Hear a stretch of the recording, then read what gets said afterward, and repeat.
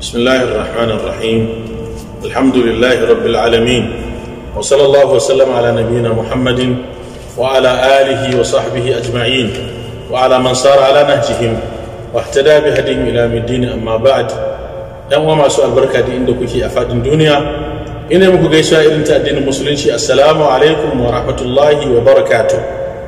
بركة مودة وانا اللوكشي ko barkanmu da saduwa a cikin wannan karatu namu wanda muke fatan insha Allah zai zama mai albarka. Yan uwa masu kallon mu a wannan mazauni ko a wannan majalisi da muka shirya, muna son zamu sharhi littafin Umdatul Ahkam na al-Sheikh Abdul Ghani ibn Abdul Wahid ibn Ali ibn Surur al-Maqdisi rahimahullahu ta'ala. Za mu sharhi littafin nan gwargwadon abin da Allah tabaraka wa ta'ala ya buɗe mana na ilimi. Kafin nan, ‘yan uwa masu albarka, hakika duk lokacin da ka wayi gari kaga kana neman ilimi, ka gode wa Allah domin Allah tabaraka wa ta'ala ya nufe ka da alkhairi ne. Domin Allah tabaraka wa ta'ala duk wanda ya dora shi a wurin ko kan wurin neman ilimi ko kan hanya ta neman ilimi, hakika ya nufe shi da alkhairi. Ya tabbata a hadisin annabi sallallahu alaihi wasallam, manzon tsira sallallahu alaihi wasallam yana cewa man yuridillahu bihi khairan yufaqihu fi din. Duk wanda Allah tabaraka ta'ala ya yi nufi alkhairi da shi, to zai sanar da shi ilimin addini, ilimin sanin yanayin sanin addini. Wajibi ne ka gode wa Allah domin Allah tabaraka wa ta'ala ya zaɓe ka ne kuma ya nufin alkhairi gare ka. Malamai suka ce ma'anar hadisin nan, duk wanda ya rayu gari baya da alaka da ilimi, baya alaka da masu ilimi, to Allah bai nufe shi da alkhairi ba kenan. Kuma hakika malamai su ne magada annabawa, babban matsayi ne. Allah tabaraka wa ta'ala yana zaben daga cikin mutane sai ya zaɓi annabawa ya turo su. Lokacin annabta ya wuce sai ya mai da malamai su kuma su zama magada annabawa, su ne suke gadon annabawa. To wajibi ne gare ka, sawa'un kai malami ne ko ɗalibi ne, ka zama kana da ladabi ga Allah tabaraka wa ta'ala, ka zama mai ladabi ga Allah tabaraka wa ta'ala wurin neman ilimin domin shi kadai. Karka hada shi da wani, karka nemi ilimi domin a ce kai malami ne, karka nemi ilimi domin kai gogayya da masu ilimi. Domin ya tabbata hadisin annabi sallallahu alaihi wasallam, wa'inda za a fara jefa su a cikin wuta a ran tashar kiyama, mutum uku daga cikinsu akwai malami. Allah tabaraka ta'ala zai tashe shi ya tambaye shi, ban baka ilimi ba, ban sanar da kai ilimi ba? Zai ce hakika Allah tabaraka ta'ala ka sanar da ni ilimi. Sai Allah ya ce to me kai da iliminka? Sai ce ya ubangiji, na karanci ilimin addini kuma na haddace Qur'ani, na kuma karantar da mutane. Sai Allah tabaraka ta'ala ce ƙarya kake yi. Mala'iku ma su ce ƙarya kake yi. Kai ne domin a ce kai malam ne, ko a ce ka iya karanta alƙur'ani kuma an ce ka tafi ladanka kenan. Sai a ja mutum ta fuskar shi a kai shi wutan jahannama. Allah tabaraka ta'ala ya kiyashe mu. Saboda haka wajibi ne gare ni, wajibi ne gare ka, wajibi ne ga duk wanda Allah tabaraka ta'ala ya yi mishi gamon katar, ya dora shi a bisa hanyar neman ilimi, ya yi ilimin nan saboda Allah. Kar ya yi ilimin nan don yanzu yayin malamai ake yi. Annabi sallallahu alaihi wasallam ya ce duk wanda ya nemi ilimi domin ya yi musu da malamai, ko kuma ya fankama ga jahilai wanda ba su da ilimin, Allah tabaraka wa ta'ala zai kona shi a cikin wutan jahannama. Allah tabaraka wa ta'ala ya kiyashe mu. Sa'annan wajibi ne gare ka dan uwa mai daraja, lokacin da kawai gari ka ganka a fagen ilimi, karatu ko karantarwa, ka zama kana kwaikwayon duk wata ɗabi'a ta ɗaliban ilimi da malamai. In za ka sa tufafi, kar ka sa tufafin lalatattun mutane, kar ka sa tufafin yan iska. In tufafi ne ka sa tufafin mutunci wanda ya dace a ga mai ilimi ko mai karatun ilimi da su. Hakanan idan za ka yi magana kar a ji lafuzan ka irin lafuzan yan tasha. Idan za ka yi mu'amala a yi mu'amala da kai a ji daɗin mu'amala da kai. Wannan abin da ya dace kenan, kuma ɗabi'un annabawa kenan. Annabi sallallahu alaihi wasallam ya ce innama bu'ithtu li utammima makarimal akhlaq, an aiko ni ne domin in cika wato kyawawan ayyuka. Duk lokacin da Allah tabaraka ta'ala ya arzuta ka da ilimi ko da karatun ilimi, amma ka kasance idan aka yi mu'amala da kai ba a jin daɗin ka, to haƙiƙa kana kan hallaka, kuma kana cikin wanda Allah ke fushi da su. Domin ya tabbata hadisin annabi sallallahu alaihi wasallam, manzon rahama sallallahu alaihi wasallam yana cewa inna Allah ta'ala yubghidu kulla ja'dharin jawaz. Allah tabaraka wa ta'ala yana kin duk wani alja'dhari, duk wani mai kaushin mu'amala wanda idan aka yi mu'amala da shi sai an ce wayyo Allah. Jawaz mai alfahari, mai takama, wanda ba a jin daɗin mu'amala da shi, mai ruba, Allah baya san shi. To wajibi ne gare ka dan uwa mai daraja ka zama ka kyauta ɗabi'unka. In an mu'amala da kai a ji lallai hakika ka zama cikin magada annabawan, a ji lallai hakika kana da sifa irin sifofin annabawa, halaye masu kyau, halaye nagari. Wannan littafi da Allah tabaraka wa ta'ala yi mana darajar zamu karanta shi da ikon shi da izinin shi, da ake ce Umdatul Ahkam, littafi ne mai daraja, mai mahimmanci kwarai da gaske.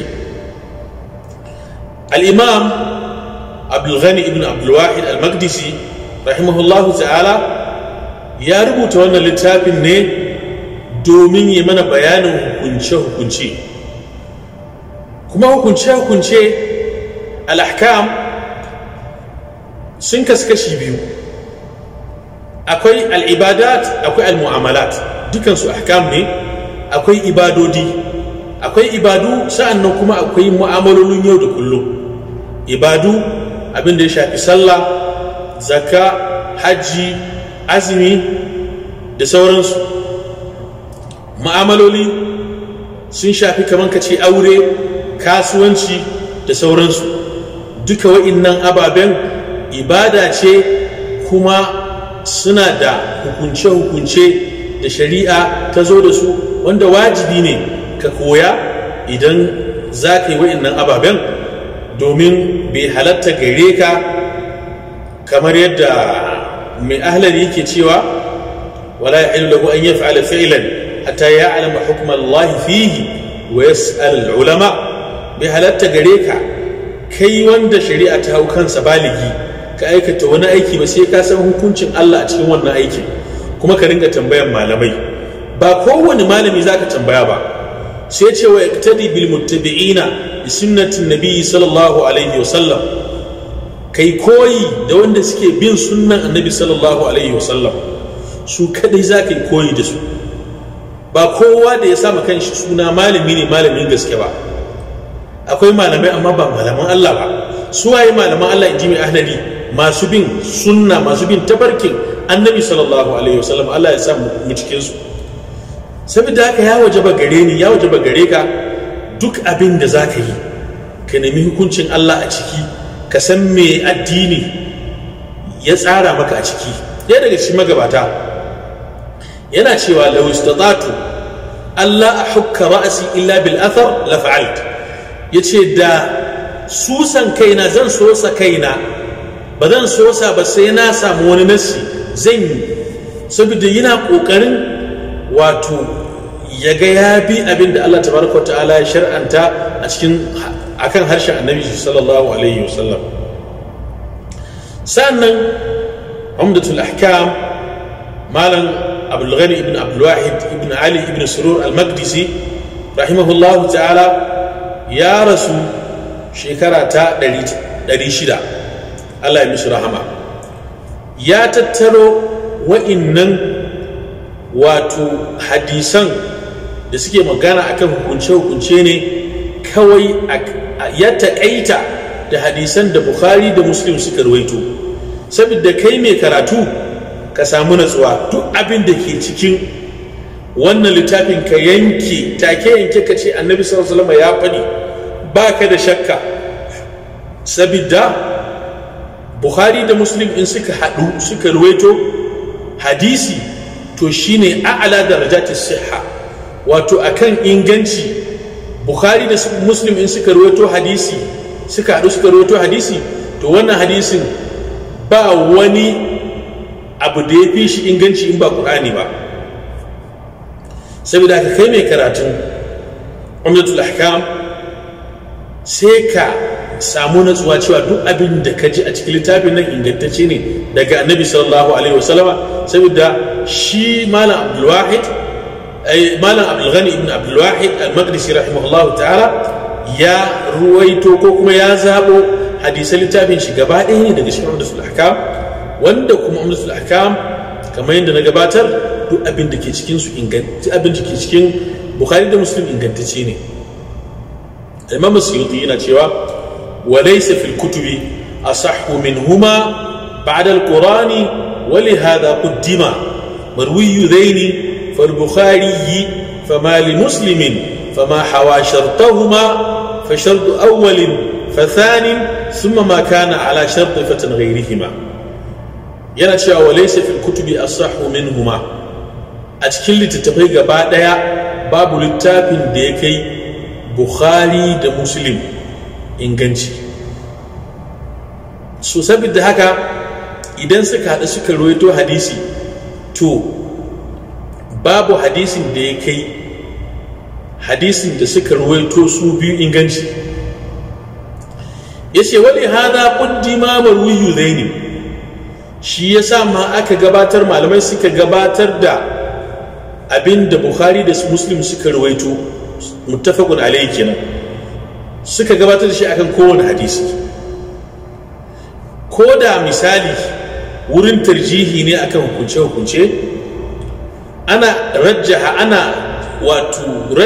hukunci, a ce hukunci kaza shine daidai ko shine mafi inganci idan Bukhari da Muslim ne suka haɗu akan hadisin.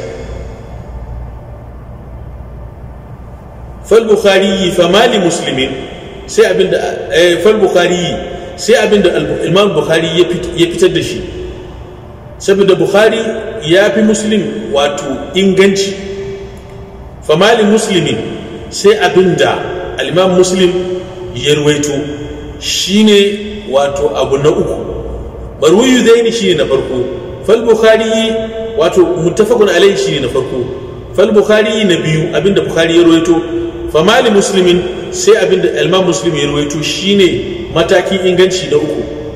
Fama hawa shartahuma, matakin inganci na hudu shine abinda ma kana ala shartihima wa lam yukharrijahu, abinda Bukhari da Muslim suka wato sharadin su ya cika amma ko ba su ruwaito shi ba. Duka wannan hadisin ya cika sharadin Bukhari da Muslim amma ko ba su ruwaito shi ba, to wannan hadisin shine matakin inganci na hudu. Fama hawa fa shartu awwalin, matakin inganci na biyar shine ma kana ala shartul Bukhari wa lam yukharrijhu, abinda ya kasance a kan sharɗin Bukhari amma bai rawaito shi ba. Sai kuma ma kana ala sharɗin Muslim wa lam yukharrijhu, sai kuma abinda ya zo a sharɗin Muslim amma kuma Muslim bai fitar da shi ba. Mene yace fa sharɗu awwalin fa thanin thumma ma kana ala sharɗi fatin ghairihima, na ƙarshe shine ma saha inda ghairihima, wanda suka wato hadisin da ya inganta a wurin wasu ba su ba. Saboda haka dan uwa mai albarka, zaka samu natsuwa lokacin da kake karanta littafin nan, domin wato duk abin da ke ciki ingantacce ne, kuma ma a cikin ingancin ma abin da ya fi inganta.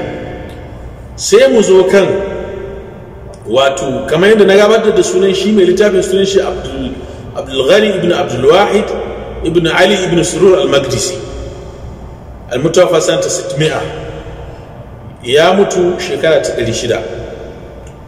Littafin shi ya sami shi Umdatul Ahkam.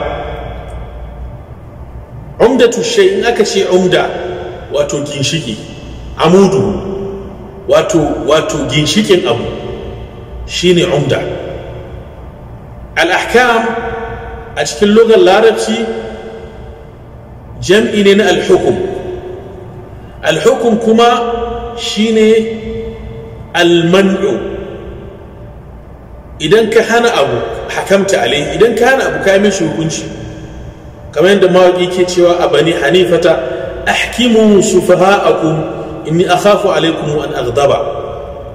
yace ku bani hanifa ahkimu sufaha'akum ai imna'u sufaha'akum, ku jama wawayen ku kunni game da ni kasu taba ni, ai imna'uhum anni, ku ja musu kunni game da ni, inni akhafu alaikum an aghdaba, ina jin tsoron muku in ne fushi ba ni da kyau.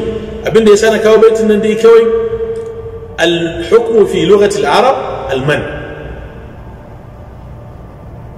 wasu malaman suka ce kuma isbatu amrin li amrin aw nafihi anhu shine al-hukm, ka tabbatar ma wani abu da wani al'amari ko ka kore mishi, to ai hakamta alaihi. lokacin da kace zaidun qa'im, ga zaiduna a tsaye, ai hakamta alaihi bil qiyam, kai mishi hukunci cewa a tsaye yake. wannan hukunci kenan fi lughatil arab, hukunci kenan a lugar larabci. amma in muka ce hukunci a shari'ance, duk abinda ya zo a littafin Allah da sunnan annabi sallallahu alaihi wasallam, abinda aka yi maka umarni ko aka yi maka hani da shi, wannan hukunci ne. saboda haka kusan a takaice abinda ya shafi wato gabatarwa kenan game da littafin a gurguje. malam rahimahullahu ta'ala ya yi muƙaddima ga littafin shi,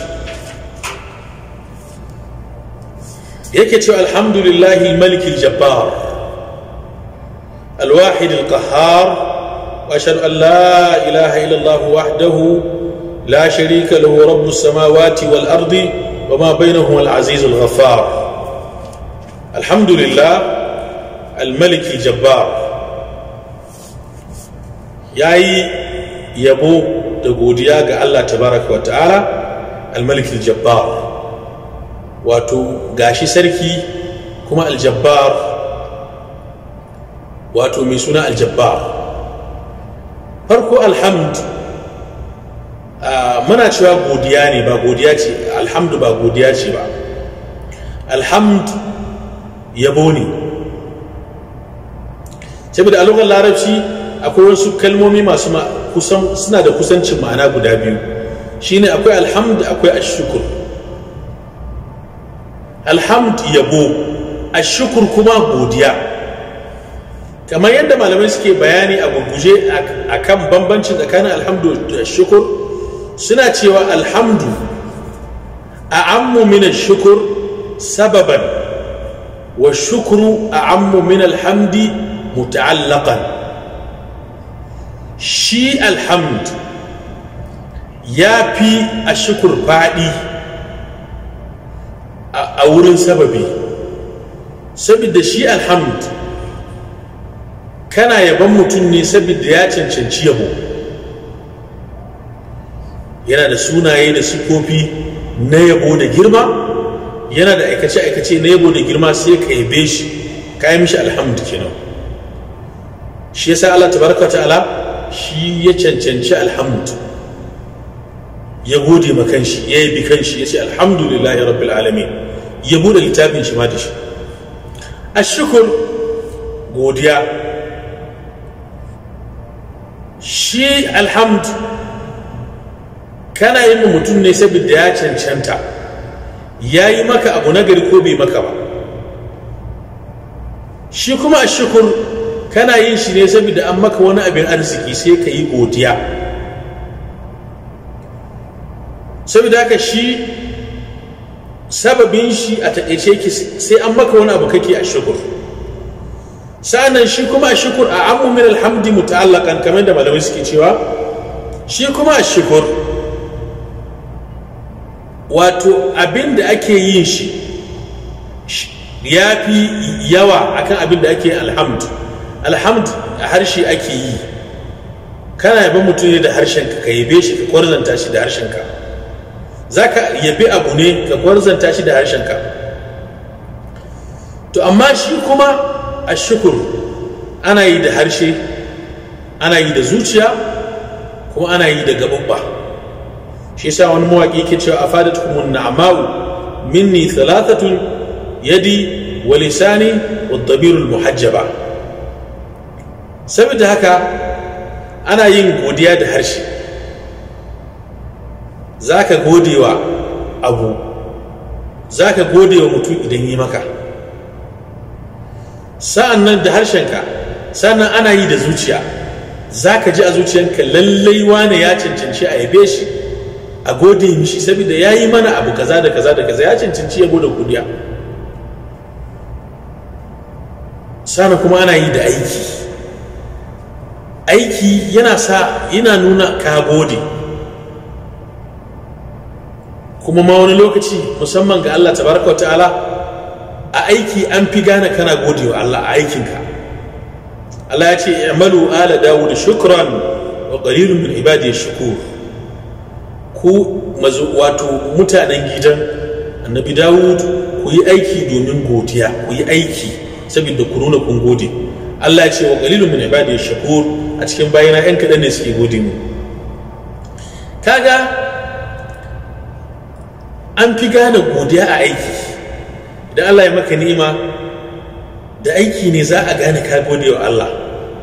Duk lokacin da kai amfani da ni'imar da ya maka, ka saba mishi ko ka ki bautata mishi, kai baka gode ma ni'imar da ya maka ba. Malam yace alhamdulillah, Allah sunan Allah ne mushtaqun min aliha ya ahlahu ilahatan, ay abada ya'budu ibadatan. Al-ilahu al-ma'bud, abin bauta. Sunan Allah ne da a cikin sunayen Allah gaba ɗaya shine shugaba, domin da shi ake siffanta sauran sunayen Allah, da su ne ake siffanta wannan sunan. Al-malik al-jabbar sai ka ce sunan Allah ne, ba za ka ce Allah sunan al-malik al-jabbar ba ne. Al-malik al-jabbar al-qudus sai ka ce sunayen Allah ne, saboda shi kamar shi ne babba a cikin sunayen Allah, sauran suna biye da shi ne. Al-malik shi ma ya tabbata sunan Allah ne. Allah tabaraka wa ta'ala shi ne sarki da kuma ke ba da sarauta, ko ba sarki kamar shi. Limanil mulkul yawm, a ran tashi alkiyama zai yi kuwa ya ce wake da mulki yau. An yi shiru duk an mace, ko ana cikin tsoro in ya tashe mu, zai ce to ina masu mulkin yau? sai ya amsa makan shi ya ce lillahi al-wahid al-qahhar, Allah shi kadai al-qahhar, wanda ya fi karfin kowa, mulki nashi ne. saboda haka al-malik suna ne na Allah. ga can a cikin suratul fatiha, alhamdulillahi rabbil alamin ar-rahmanir rahim maliki yawmiddin, a riwayan al-jumhur. Masu roto wato ruwayoyin qur'ani daga annabi sallallahu alaihi wasallama, jumhurin masu riwaya sun fi roto maliki yawmiddin, saboda haka sunan Allah ne. Al-jabbar, Allah tabaraka ta shine al-jabbar, min jabara yajburu. Allah tabaraka wa ta'ala shine ke dora wanda al'amuran shi suka karere, suka tarwatse, sai Allah ya tattaro shi ya dora shi. Jabara kasrahu, in ya dora karaya. Shi yasa ake ce ma yadin da ake daure karaya ake ce ma wannan yadin a lokacin larabci ake ce mishi jabira. To Allah tabaraka ta shine al-jabbar, shine ke wato dora duk wani karyayye idan ya kare, idan arzikin shi ne kare, Allah ne zai dora mishi. Da al'amuran shi ne suka tarwatsa, idan Allah tabaraka ta'ala shine zai dora mishi. Sana al-jabbar, mai girman kai. A wurin Allah sifan girman kai sifa ce ta yabo, amma kai kuma a wurinka ba sifa ce ta yabo ba. Kuma Allah tabaraka ta'ala baya san mai girman kai, kuma annabi sallallahu alaihi wasallam yake gaya mana cewa duk wanda yake da girman kai da kwayan zarra ne ba zai shiga aljanna ba. Allah ya kiyashe mu.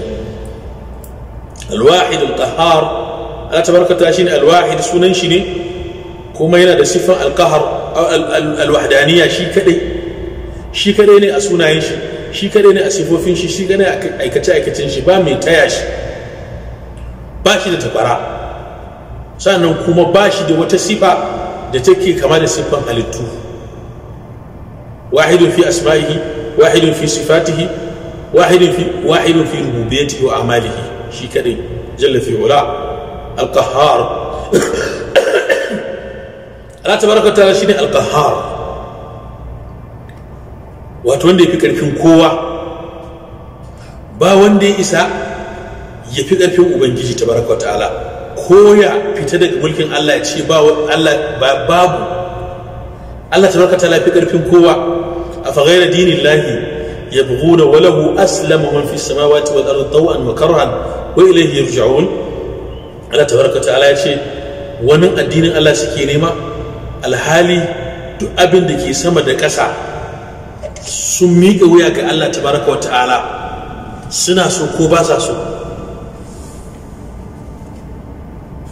malan cewa ashhadu an la ilaha illallah wahdahu la sharika lahu rabbus samawati wal ardi wa bainahuma al-azizul ghaffar. Na shaida babu abin bauta bisa cancanta sai Allah tabaraka wa ta'ala, shi kadai ba shi da abokin tarayya, shine ubangijin sammai da kasai da abin da ke tsakaninsu. Al-aziz, Allah shine madaukaki, wato mabuwayi, Allah ya gagara. Al-ghaffar, ko mai karban gafara. واشهد ان محمدا عبده ورسوله المصطفى المختار.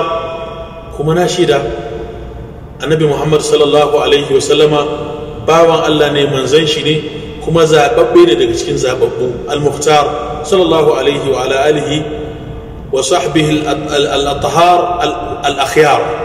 sa'an Allah tabaraka wa ta'ala ya salati gare shi, ga mabiyan shi da sahabban shi da mutanen gidan shi, ga su tsarkakakku, ga su zababbu. Mun fara mukaddima ko mun fara karanta wato mukaddimar malam Abdul Ghani ibn Abdul Wahid al-Maqdisi rahimahullahu ta'ala, amma lokacin da aka ɗeban maga wannan karatu ya kawo jiki, zan dakata a nan, sai Allah tabaraka ta'ala ya ƙara haɗa mu a darasi na gaba. Insha Allah za mu ci gaba da inda muka tsaya. Wallahu a'lam, wa sallallahu wa sallama ala nabiyina Muhammadin wa ala alihi wa sahbihi ajma'in. Assalamu alaikum wa rahmatullahi wa barakatuh.